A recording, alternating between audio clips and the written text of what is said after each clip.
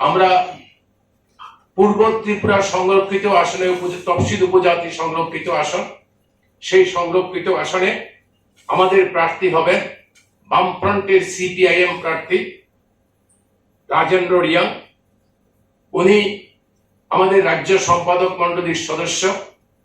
উনি আপনারা অনেকে জেনে থাকতে পারেন, ওনার বাবা সর্বজয় রিয়াং সন্ত্রাসবাদীদের হাতে শহীদের মৃত্যুবরণ করেছেন।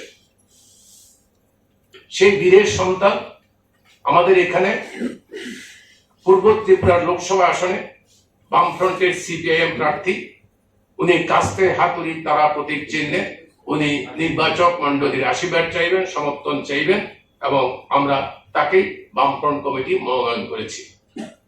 আপনারা জেনে থাকবেন যে ভারতের নির্বাচন কমিশন আমাদের রাজ্য বিধানসভার একটি শূন্য আসন, রামনগর বিধানসভার শূন্য আসনের জন্য নির্বাচন ঘোষণা করেছে।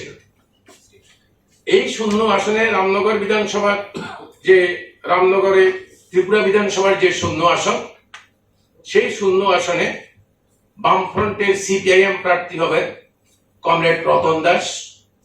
উনি আমাদের পার্টি সিপিআইএম এর পশ্চিম জেলা কমিটির সম্পাদক এবং প্রাক্তন বিধায়ক। এই নির্দিষ্ট রামনগর বিধানসভা কেন্দ্র থেকে উনি নির্বাচিত হয়েছেন।